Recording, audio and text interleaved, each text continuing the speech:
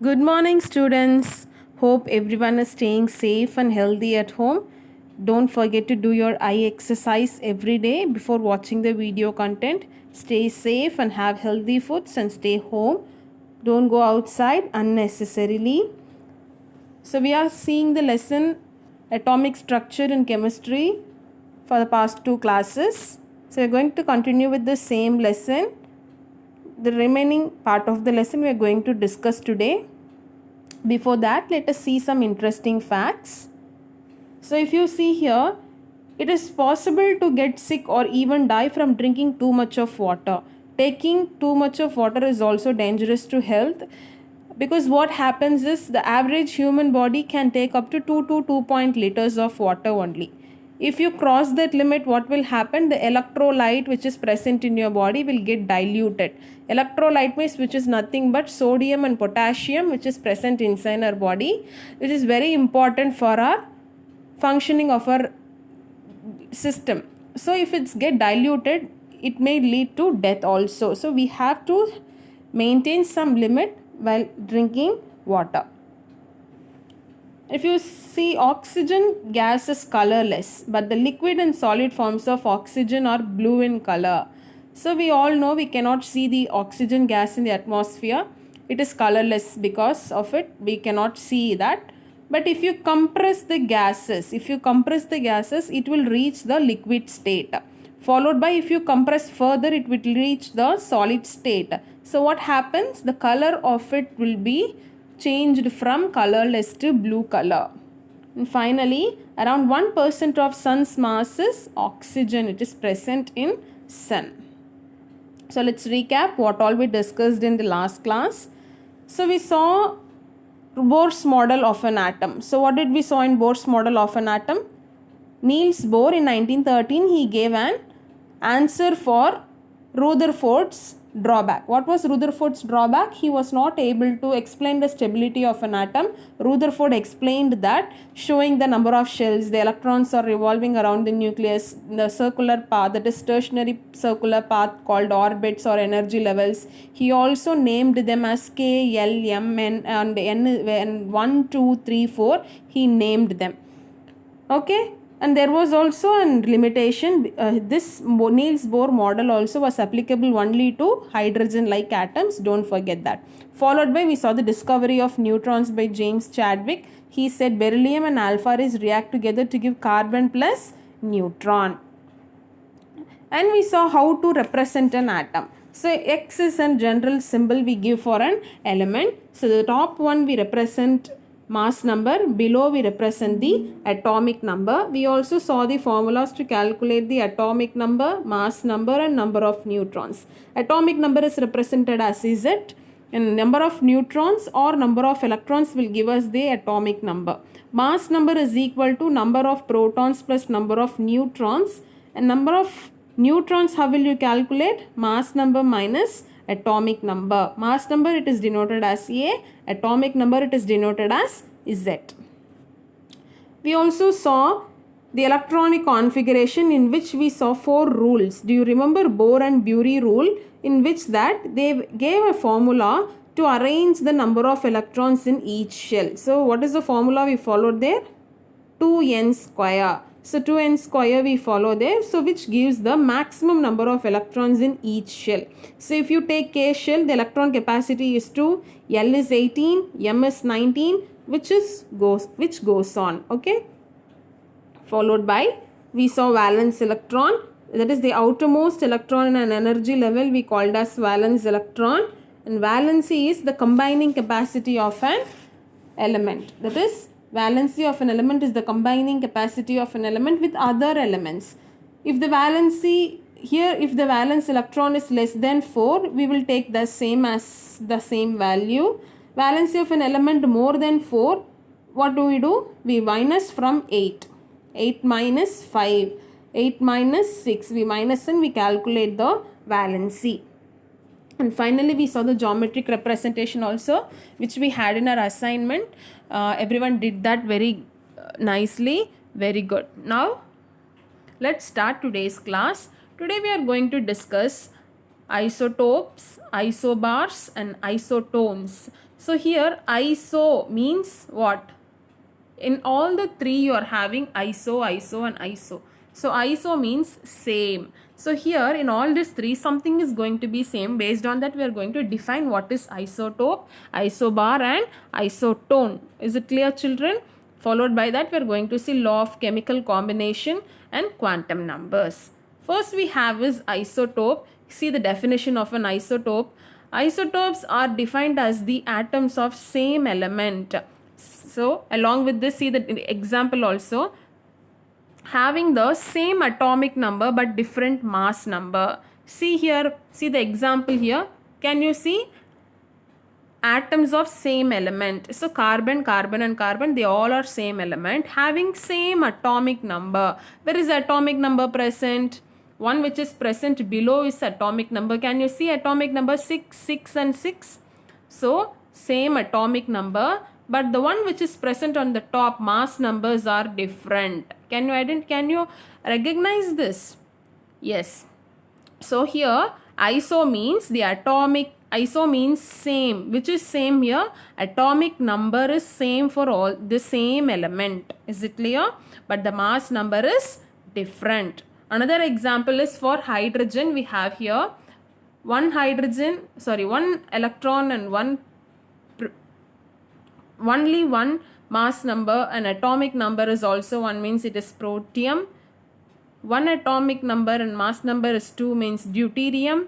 Atomic number is 1 and mass number is 3 is tritium. So in all the three atomic number is same but the mass number is different. This is called as isotopes.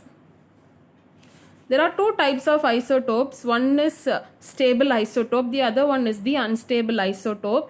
Unstable isotopes, they have extra neutrons. Something when it is extra, it will be unstable. So when you are having too much in your stomach or when you are having too much thing inside a container, it won't be closing it properly, or we will not feel good when you are having too much of food in our stomach. So we will feel unstable. That is not in a good, not in normal condition. So here also when too much of neutrons are present inside the nucleus, they are unstable, that they are also radioactive, which are called as radioactive isotopes. So like uranium 235, cobalt 60, they are the radioactive isotopes. So here you can see the uses of radioactive isotopes. Uranium 235, it is used in fuel in nuclear reactors. Cobalt 60 is used in the treatment of cancer. Iodine 131 is used in the treatment of goiter. Carbon 14 is used to find the age of plants and animals. Now we are going to see isobars. Atoms of different element with different atomic numbers. In isotopes, same element, same atomic number. Here, different element with different atomic number. Argon and calcium are different element, and if you see the atomic number which is present below their atomic number, they both are different. But what is same here? Iso means something is going to be same. Here one is, what is same here? Mass number is same here. Is it clear, children? So isobars means different atomic number, same mass number. So how can you remember this is isotopes, T is there, no, TOPES. So that T means top. Remember T for top, in isobars B for bottom. So what happens? Top value changes. Isotope means top value changes. What is the top value? Mass number changes. Isobars B for bottom, I told you. Bottom value is atomic number. It will be changing. So you can remember like this. Next, we have isotones. So this is entirely different from first two things, but something is going to be same here because this is also iso. Atoms of different elements with different atomic number and different mass number with same number of neutrons. Here, different element, different atomic number, different mass number. But what is same here? Neutrons are same here. How will you calculate the neutrons? In last class we discussed mass number minus atomic number. So mass number is 15 in nitrogen, atomic number is 7. 15 minus 7 will be 8. Yes or no? Here also if you take 14 minus 6 will be 8. So in both the cases, number of neutrons are same. Is it clear, children? So when the neutrons are same, they are called as isotones. Here different atomic number, different mass number, different element, but when you calculate the number of neutrons, they are same. How to calculate the number of neutrons? Mass number minus atomic number, that is top value minus the bottom value. Next we are moving on to laws of chemical combination. So this was discovered by the scientists in 17th century because they have been trying to find out methods for converting one substance to another. Like if you have carbon into carbon dioxide, carbon and oxygen, how they are combining together. So likewise they were trying. So during this study they made certain generalizations. So they are given as laws of chemical combination. Already you would have studied this in your 8th standard. First 2 laws you would have studied already. That is law of conservation of mass, law of constant proportions, you studied already. Today we are going to discuss the remaining 3, that is law of multiple proportions, law of reciprocal proportions, and Gay-Lussac's law. Let us see the first one. So here we have law of multiple proportions. So this law was proposed by John Dalton in 1804. Okay, so this was proposed by, he is the person, John Dalton, in 1804. How he is stating the law is that when two elements A and B combine together for more than one compound, then masses of A which separately combines with the fixed masses of B are in simple ratio. To illustrate this, we are going to consider an example.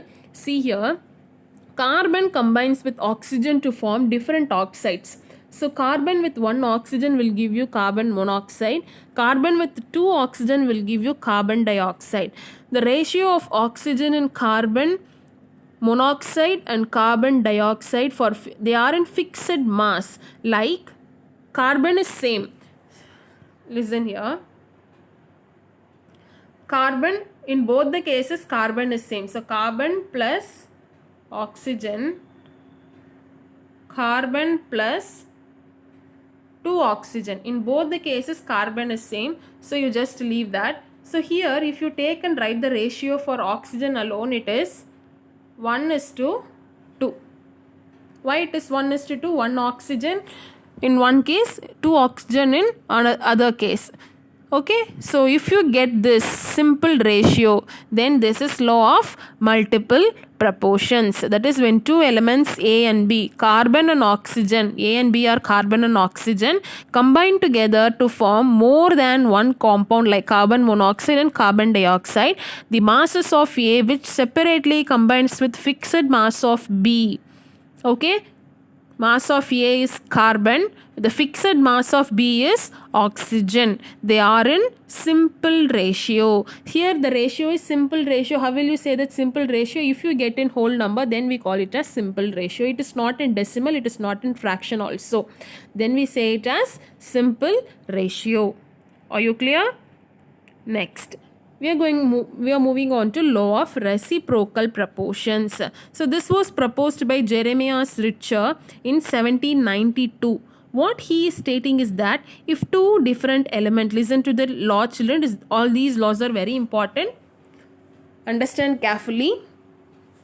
If two different elements combine separately with the same weight of third element, if two different elements they combine with the same weight of third element, the ratios of masses in which they do so are either the same or a simple multiple of the mass ratio in which they combine. So you will understand only when we see an illustration. So let us see an illustration here. See here, consider 3 elements: hydrogen, oxygen and water. Okay, hydrogen, oxygen and water as here, as it is given here. Okay.